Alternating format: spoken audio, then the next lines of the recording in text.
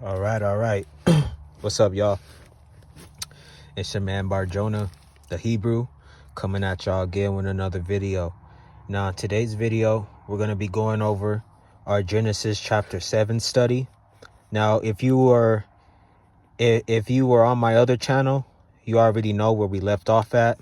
So I'm not going to start all over just because I got a new channel. I'm going to continue on going, and then we'll go back and start from the beginning once we get to Revelations, but that's going to take us a minute. So, and we're also going to be reviewing other books. We'll be comparing the Bible and the Quran. We'll be comparing, I'm also going to get the Apocrypha. And I really want to show you guys how powerful the Bible is, because I know a lot of people think it's a book of fabrication and fairy tale, but in reality, it's actually a book full of truth. Everything in this book comes to pass. Every word, every sentence, everything in this book has life from it, because it is the words of God. Literally, God inspired human beings and used us as his pencil to write this book, So just keep that in mind. So we're going to pick up from where we left off at. This is our Genesis chapter 7 study, part 3. So here we go. Starting from verse 15 all the way to 20.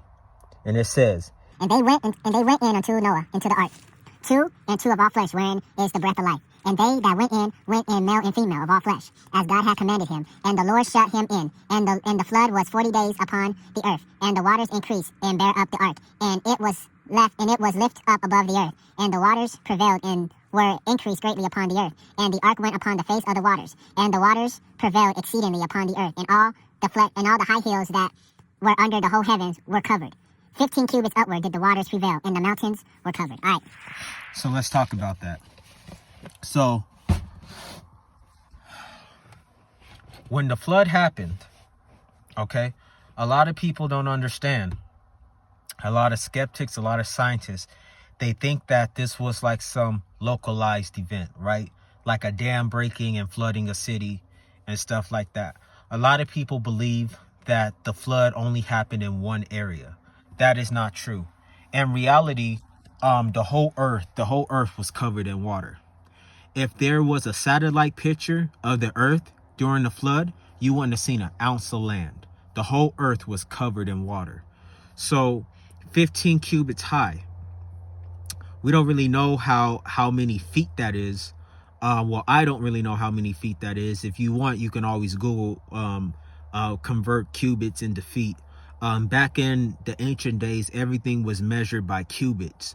So if you want to find out how high, how many feet 15 cubits is, you'll just go ahead and Google it, and Google will give you that answer. But I'm not going to keep this video too long. I just want you guys to get a better understanding of how true the Bible is.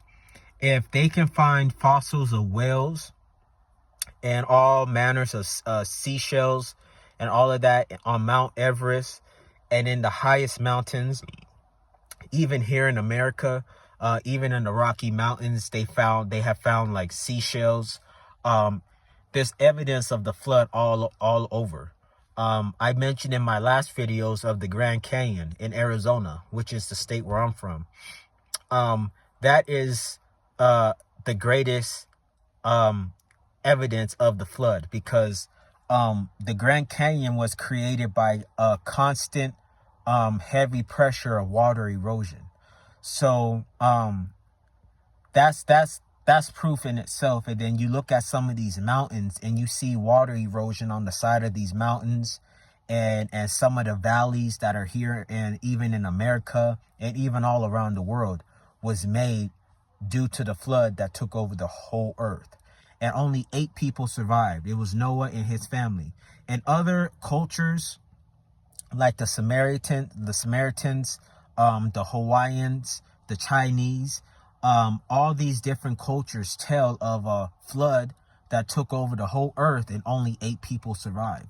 So this is not just something that is fabricated in the Bible.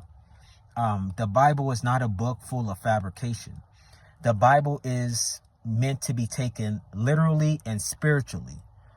So it's a book of two combinations of the literal and of the spiritual. And so once you come to a better understanding of that, you get to you get a better picture of what happened during the flood. So I just want to make that known.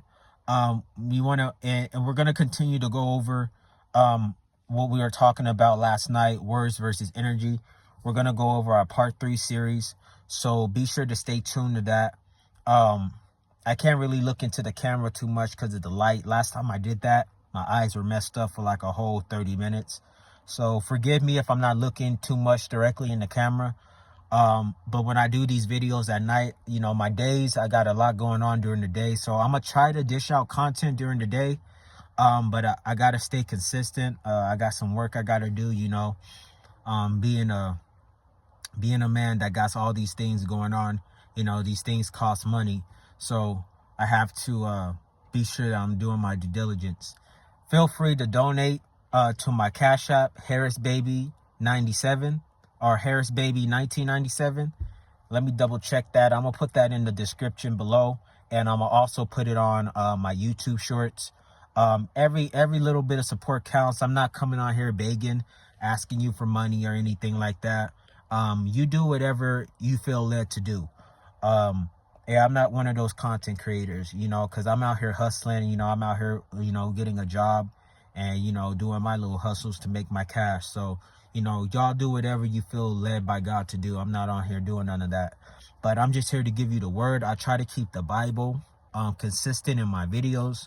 And it's my goal to, with these channels, with this channel at least, because I do have another channel, but I can't get back into it right now. I have to figure that out. But the goal with this channel that I have now is to be entertaining and to be educational. So that's just my goal, you know. So we're gonna keep it flowing, and each video is gonna get better and better. So I appreciate y'all tuning in. Y'all have a good night. You know, stay woke out here in these streets, and man, conserve your energy, man. Semen retention. Keep it going, man. I'm staying solid with mine. I'm going into day 13, and we going up from there, man. We're not stopping. This is gonna be a long streak for me, and the energy is just gonna keep growing, man. So protect your energy and stay faithful to God. It's your man Bar Jonah the Hebrew. Keep it real and be blessed.